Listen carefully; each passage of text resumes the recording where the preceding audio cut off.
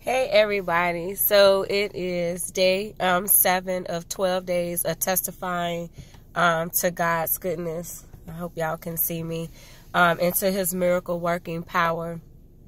I'm sitting in the car, I'm waiting. I haven't been feeling good, but that's not going to keep me from still testifying and doing what God told me to do. So I'm waiting. Wanted to go order for my children, so I wanted to go ahead and get this out the way and post it. Several of you have been commenting and sending me personal messages and sharing how these testimonies have blessed you, how they've encouraged you, how they've increased your faith, how they've empowered you.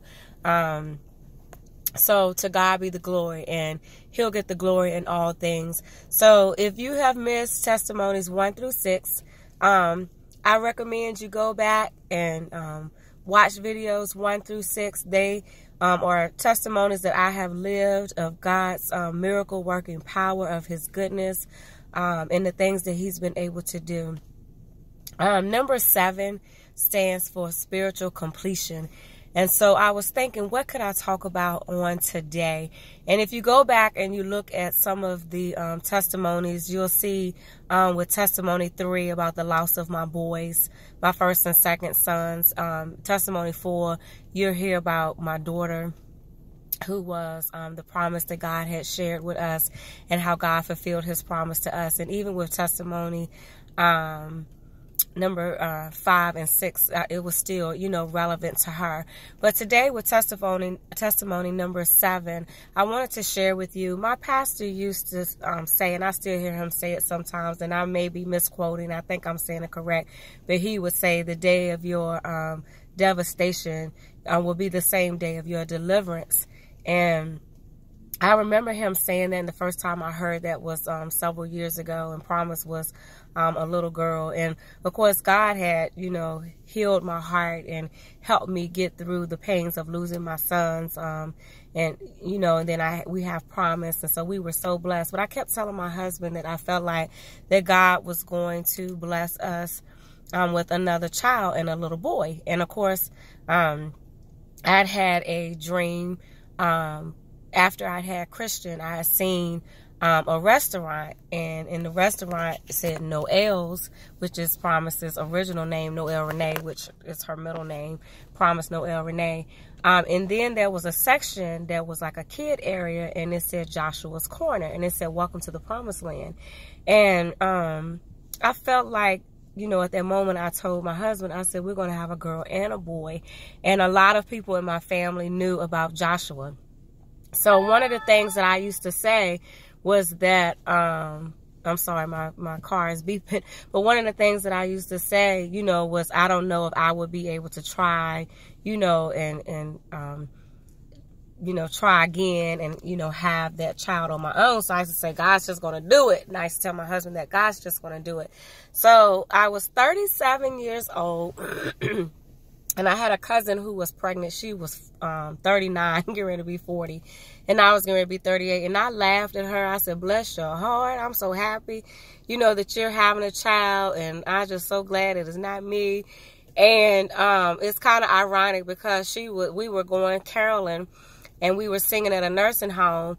And she was pregnant. She was just like, oh, it's so hard, being older and pregnant. And I said, bless your heart. Well, it was that exact day that I started feeling really, really sick later on that night. And I thought, well, maybe I picked something up, at the nursing home. Maybe I picked up some germs or something like that. But I'm like, I don't know if they would take root that fast. So from that day for about a week, I was really, really sick. I was constantly vomiting and throwing up. I didn't feel good. I was really tired. And I was like, I've caught the flu. Well, one of the teaching assistants at my school, she's also a friend of mine. She was like, honey, I don't think the flu lasts that long. And she was like, you think you're pregnant? And I was like, pregnant? I can't be pregnant. I'm not pregnant. No, not pregnant. And she was like, I don't know. I think maybe you should take a pregnancy test. And I'm like, I've been pregnant 4 times. I think I would know if I'm pregnant. Well, I wasn't getting better, and I started thinking about what she said. So I went and took a pregnancy test, and it was immediately 2 lines, like within seconds of me taking the test. So I was like, oh my gosh. So after it set in for a minute, I was like, this is it. this is that boy. This is, oh my gosh, like, what am I going to do? You know, like, then a little bit of anxiety started to set in. So I told my husband after he came out of shock, we both just sat there and we were like, you know, we're going to have to really pray. We're going to have to really pray. We're going to have to get in God's word, and we're just going to have to, you know, really just solely rely and trust on him. So I went to the doctor and they confirmed the pregnancy, and of course I was severe high risk. You know, I had 2 stillbirths and a miscarriage, and even though I had my daughter, they took her at 37 weeks, I was still going to be considered high risk. But after I left that appointment, I told my husband, I said, I have a feeling this is that boy, and he's going to be born on Noah's birthday. Noah is my first son, who passed on July the 9th, 2003. He was full term. Went through my complete pregnancy, but he was born without a heartbeat, stillborn. He was 7 pounds, 1 ounce, 20 inches long.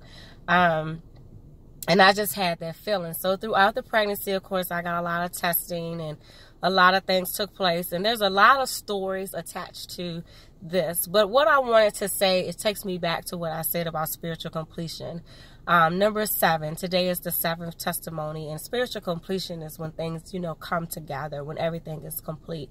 And my doctor, you know, they did the ultrasound and everything. They said my due date would be at the latter part of July. I believe it was July the 29th that they were saying, and which was close to my birthday. My birthday was July 30th. And they were like, we're going to have to take you early. And a high-risk specialist was, you know, I was seeing a high-risk specialist. And he was like, I'm not going to let you go past 36 weeks, you know, especially if it's a boy. And so we found out that it was a boy. And as time went on, you know, they kept doing a lot of testing, and they tested me for so many different things, and there still was never a conclusive answer as to what was the real cause of death for my sons. So he was like, well, maybe you just have bad X's, you know, maybe it's with the boys, maybe it's just bad X's, and we'll never know that. You know, he was like, we could test your chromosomes, and they were like, that's $10,000. And he sent me to a genetic counselor, and she was like, I just don't recommend that. She's like, I think they need to just monitor you and test you and do a lot of biophysical profiles and just take that baby early, which is what they decided to do. And so the time went down, and I just, you know, told God, you know, I trust you, and I have to rely on you, and I know that you wouldn't bring me here to let me have another lifeless baby. I just don't believe that that's the God that I serve. And so on July the 8th, I had an amnio, and they told me that his levels needed to be like a 25 or higher for his lungs. And I remember the nurse running down the hall screaming and crying, saying his results came back as a 41. And so I went into labor, and like I said, there's a lot of other elements to this story. But what I wanted to say was on July the 9th, which was 10 years later from the time my son Noah died, we gave birth to Joshua, who was born on his brother's birthday. The day of our devastation, of the worst day of my life, was July 8th. 2003, when I learned that my son had passed in the womb. The hell was July 9th, 2003, when I had to deliver him and hold him lifeless. On July 9th, 2013, I gave birth and held my son, Joshua, who is 5 now, and is a handful. He's like 3 in 1. So God brought everything full circle for us 10 years later, after they told me I may never have a live boy. And if you've been watching my testimonies, you've seen that there's many things in my body and healings and things that have occurred that has defeated the odds, that has superseded what man says. But with God, all things are possible. So I just want to tell you that God can complete, and he will complete. He will bring things full circle. He will bring things back. And just hold fast and trust and know that your latter days will be greater. Just like even with Job, he lost everything. He lost his kids. His health was attacked. He lost his livestock. But God restored him double. and your ladder will be greater. God will restore double to you. Just remain in faith, persevere, and never curse God, but just know that everything comes from him anyway.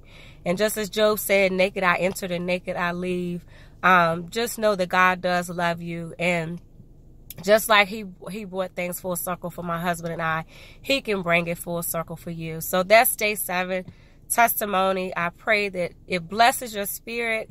A lot of people in my family, I don't think they realize that Joshua was born on Noah's birthday, my first son. Some people did and some people didn't. And then when they find out, they're like, oh my gosh. So that's just a powerful miracle working God. So promise was a miracle. She was the promise, but I always tell people she was the promise, but Joshua was the miracle. So there I was, 38 years old with my miracle 10 years later. So God bless you all. Pray my healing. I'm feeling a little bit better, but my body has been a little sick, but it could be worse. So I just thank God, and by his stripes I am healed. Good night.